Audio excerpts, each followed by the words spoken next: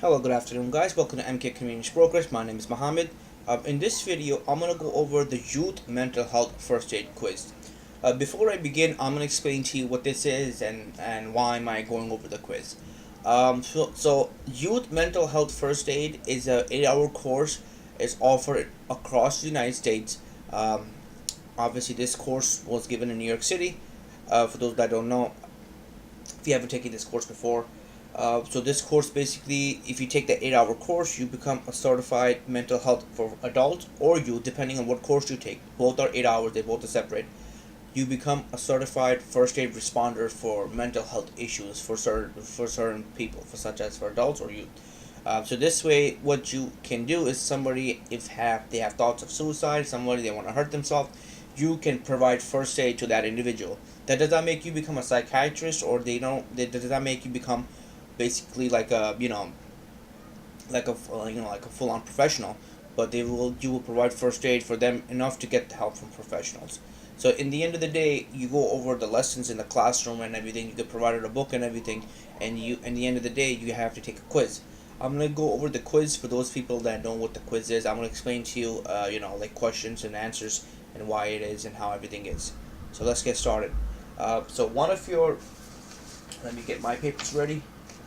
So one of your students was a victim of physical assault some years ago and has been diagnosed with an anxiety disorder. You're with her when she breaks into a sweat, doubles over her as if in pain, and starts to hyperventilate. Do you? The answer is move with her to a quiet place, reassure her, and help her to slow her breathing. A lot of people do have anxiety disorders. The best thing to do with these choices is basically just moving into a safe and quiet place where there's not a lot of noise. Reassure her that this is, like help her out, and obviously help her slow her breathing, because people with anxiety disorder start rapidly breathing, and obviously slowing, taking into a quiet place, so, reassuring him or her will help that anxiety disorder. Number two, you notice that a family friend who is high school junior has been functioning less well as the school year progressed. At the beginning of the semester, she was vibrant and seemed to enjoy her class now. She has clearly lost weight, seemed depressed, has a hard time paying attention, expresses odd ideas sometimes when you talk with her, and seems to have lost her motivation. Do you? The answer is C. Express your concern and offer to help her get an appointment with a counselor or other services that discussion with situation with her parents. If you know that somebody suddenly, like a person that's obviously becomes less vibrant in school, like low grades and GPA, and you see that person not really paying close attention, distancing from other youths, it's always best bet to, talk to that person and see what they have. Obviously refer them to a counselor if they don't know about it, and obviously speak with the parents to see if they, what's going on. Number three. You have long suspected that a young man in the church youth group has been using marijuana and possibly drinking. Lately, he has seemed preoccupied with both substance, wearing pot leaf t-shirts, beer company hats, etc., as well as confused and anxious. In fact, he seems to have undergone a significant personality change. Do you? The answer is A. Tell him you're concerned about him and that you've noticed changes in his behavior. Ask him to talk with you about these changes. Whenever, obviously, you see somebody that the behavior is changing, you see it and you notice it. That is a concern. You should ask that person, like if you're okay, if you're all right. Like ask him about why you suddenly changed. See, just get personal with them and see what they say, and hopefully you can get an answer to help them out if whatever you need. Number four, you are at a high school football game and excuse yourself to get a hot dog. Never near the restrooms, you notice a young man ranting and raving about things that don't appear to be real. You don't recognize him, and everyone around him seems a little frightened by his behavior. Do you? The answer is B. Assess the situation for risk of harm of yourself or others. If needed, encourage others not to be confrontational with him. If you feel safe and able to approach him non-confrontationally, ask if he's okay and what help he might need. Consider notifying school personnel. If you know a person just obviously that changed, like he doesn't recognize anyone, like, or that you don't recognize him, or everyone's being frightened, such as a man on the subway train. Don't think the first thing in your mind that this person, like he's insane or he's crazy. Don't think like that. Think like this person might need help. Obviously some people have disorders. They have schizophrenic. They have delusions, hallucinations. So always don't think first thing comes in mind when there's a lot of people who think come in mind. Try and think of another perspective that does this person need help? If other people are being afraid of this person, Obviously, you want to come to the person in a safe manner to that person. You don't want to be confrontational. Just keep that in mind. You're providing first aid. If you see that person obviously has a knife or anything like that, you don't want to help this person out. The only thing you could do is safely to tell other people to move out of the way and like guide them out of the way. Number five, you're concerned about a family friend who's having a really hard time at school lately. Every morning he can hardly get out of the door because his anxiety is so intense. When I talk up with him, he says that he's having trouble sleeping and worries all the time about schoolwork. What the other kids think of him, and if he is safe in your town. Do you? The answer is A. Ask him about his diet and caffeine intake. Suggest that sometimes a little extra exercise or even some yoga or meditation can help with anxiety. Suggest to him that if anxiety presents, he can always talk to his mom and maybe go see someone at the healthcare center. Well, if you see somebody that have anxiety disorder, the first thing you should do is help them, like we said in the first choice, reassure them and keep them calm. And if you know that if the anxiety keeps on persisting, obviously call the parents and speak to a counselor to help them out. Number six, you are on Facebook on Sunday morning and click on nice picture. Someone has tagged on your niece in Tampa. When you look below, you notice a long series of conversation really between your niece and someone else. Someone seems need to adjust their privacy setting. Your niece is pretty, opening the conversation about being fed up with school and all the cliques, and wondering if they would even notice if she were to kill herself with a bottle of pills she has in her home right now. The answer is C. Call your niece immediately on her cell phone. Tell her what you overheard, saw, and tell her that you are concerned about her. Even though you are at home, use your other cell phone so you can use a landline to call a hotline or even 911 if you have to.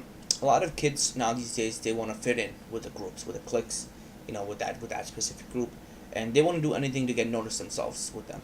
So if you know that somebody that's gonna do something like that, always either like if you know somebody that's if you read the comments, if you notice that part, always call 911 because if that person says something like that, there is that they did plan it, they might do it.